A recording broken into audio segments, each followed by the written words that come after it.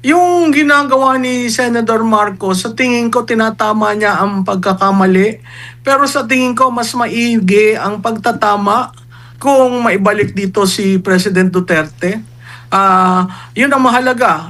Kahit na anong demolition ang gawin ng kapatid niya kay Vice Presidente, ang mahalaga sa kultura ng Pilipino ang pamilya eh. So, yung mga nangyari, talagang i-blame ng tao kay Mr. Marcos.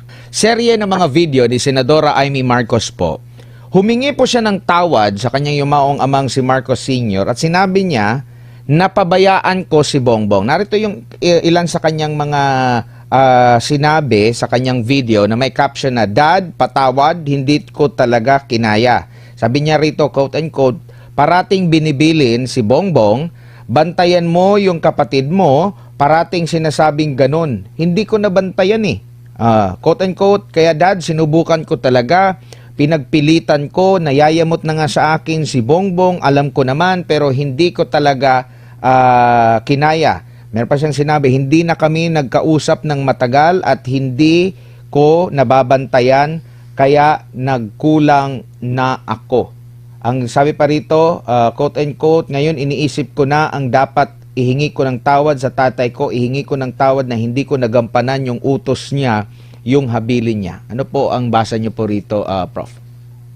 Well, ako masyadong personal yun eh. Parang yan yung nagsalita siya tungkol sa paggamit ng droga. Sa tingin ko malalim ang pinaghuhugutan ng mga pananalita ni Senator Marcos. Parang nagbibigay rin ng hudyat sa kapatid niya na kahit hindi sila magkasama, parang na ayusin mo naman. I mean, parang siguro kahit a shout in the dark yung ginawa niya, gusto niyang maparating sa kanyang kapatid. Malungkot yung nangyayari dyan sa dalawang magkapatid kasi nakikita mo sa karir ni Senator Marcos, siya talaga ang sumusunod kay BBM at sa bawat pagsunod niya, inaayos niya at inilalagay niya sa tama yung naiwan ng kanyang kapatid. So, ayokong maghanap pa ng malalim na kahulugan kasi nasa sa kanilang magkapatid yan. Pero nung ginawa niyang public yung statement niyan, siguro kailangan rin niyang i-explain sa taong bayan kung bakit ganon. Dahil totoo naman, kahit dun sa mga nakasulat na dokumento ng tatay niya, meron talagang sinasabi sa kanya na take care of your brother. So yun ang rhetorical nilang dalawang magkapatid at pustahan tayo, sasagot na naman si Yusek Claire na pabalang. Napakagaling mo talaga, ma'am. Narito yung inirap up ko lang yung naging tugon naman ng palasyo dito. Tumugon ito sa naging payag ng Senadora Amy Marcos. Sabi dito ng Palace Press Officer, hindi nagmumura o nagbabanta ang Pangulo at nananatiling tapat sa kanyang asawa, si First Lady Liza Araneta Marcos. Iginit din ng opisyal na hindi sinisira ng Pangulo ang imahe ng kanyang mga kapatid at alam niya ang nangyayari sa paligid. Tinukoy din ni Castro ang tanong kung sino ang dapat binantayan bilang paglilinaw sa umunoy hidwaan ng pamilya Marcos. Parang baliktad pa rin. Alam mo, Admar, dapat hindi siya dapat pumapagitna dyan. Nasa sa kanilang magkapatid dyan. At kung babasahin mo, napakle, pero may sipa rin. May sipa kay Senadora, may sipa sa previous administration. Yung framing ni Yusek Castro, from the very start is very negative. Yan pinapayagan ng administrasyon, makikita mo anong uri ng leadership meron sila. Opo. Dito naman po tayo sa isang video, ma'am, na umamin siya, si Senadora Amy, na pinahamak niya ang pangalawang Pangulo. Sabi niya rito, quote and quote, "Hihingi rin sana ako ng tawad sa mga Duterte, higit sa lahat sa VP natin kay Inday Sara. Ipinahamak ko siya eh. Talagang naiisip kong guilty ako. Sana nanahimik siya. Sana nasa Davao yun." Hello? Mayor siya. Ito po, yes Prof, naririnig niyo po ako? Oo, oo. Basahin ko lang po, meron pang isang video siya, ang sinabi niya man dito, umamin siya na pinahamak niya si VP Sara Duterte. At ang sabi niya, quote and quote, hihingi rin sana ako ng tawad sa mga Duterte, higit sa lahat sa VP natin, kay Inday Sara, ipinahamak ko siya. Talagang naiisip ko, guilty ako, sana nanahimik siya, nasa Davao yun, mayor siya, walang kalaban-laban, walang hassle, walang gulo, si Tatay Digong andito sana sa piling natin. Ang dami kong pagsisisi. Ano pong masasabi niyo rito? Well, ang tangi ko lamang masasabi, yan ang legacy ni Marcos. Yung ginagawa ni Senator Marcos, sa tingin ko tinatama niya ang pagkakamali.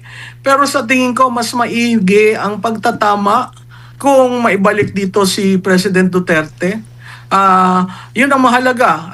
Kahit na anong demolition ang gawin ng kapatid niya kay Vice Presidente, ang mahalaga sa kultura ng Pilipino ang pamilya eh. So, yung mga nangyari, talagang i-blame ng tao kay Mr. Marcos. Sa serye ng mga video ni Senadora Amy Marcos po, humingi po siya ng tawad sa kanyang yumaong amang si Marcos Sr. at sinabi niya, napabayaan ko si Bongbong. Narito yung ilan sa kanyang mga sinabi sa kanyang video na may caption na, Dad, patawad, hindi ko talaga kinaya. Sabi niya rito, quote and quote, parating binibilin si Bongbong, bantayan mo yung kapatid mo, parating sinasabing ganun. Hindi ko nabantayan eh. Quote and quote, kaya Dad, sinubukan ko talaga, pinagpilitan ko, nayayamot na nga sa akin si Bongbong, alam ko naman, pero hindi ko talaga kinaya. Meron pa siyang sinabi, hindi na kami nagkausap ng matagal at hindi ko nababantayan, kaya nagkulang na ako.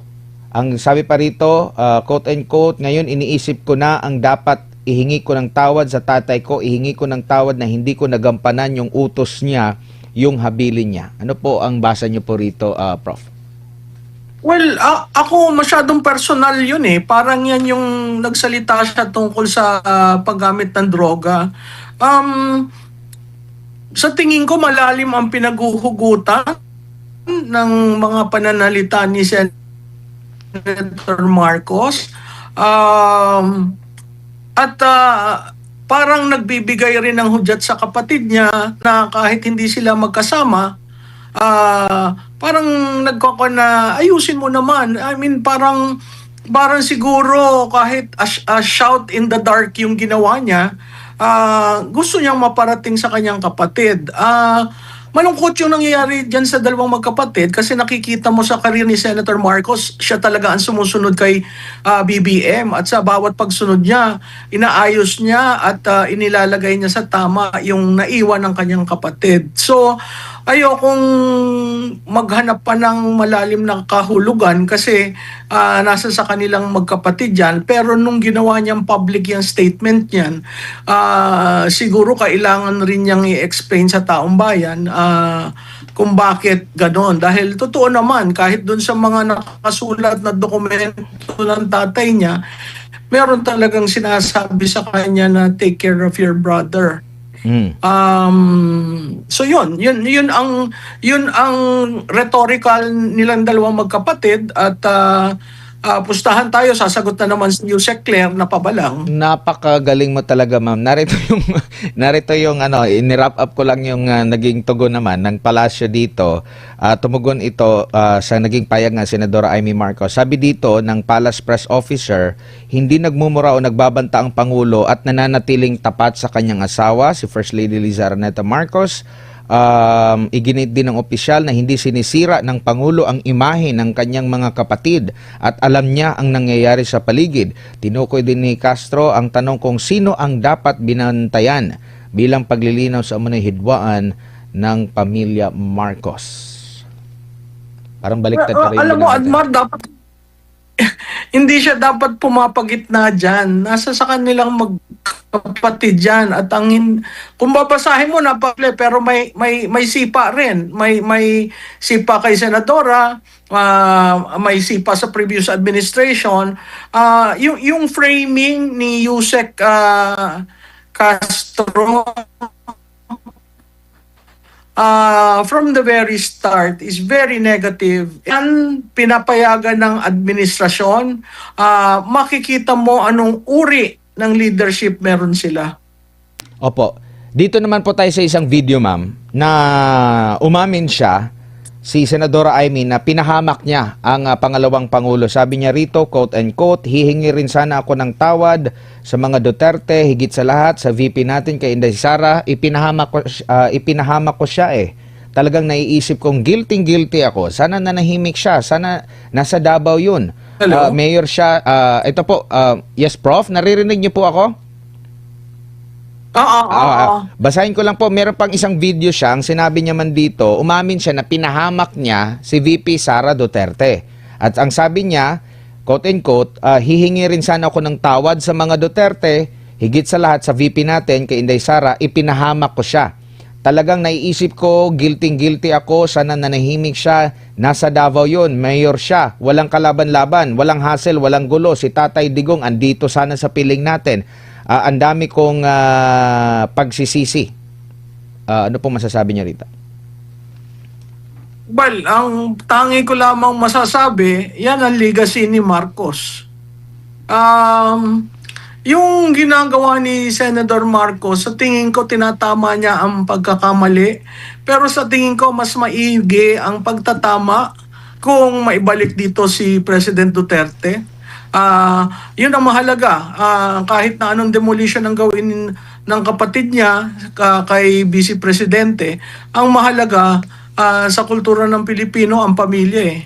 So, yung mga nangyari, talagang i-blame ng tao kay Mr. Marcos. Oh my God, we're back again.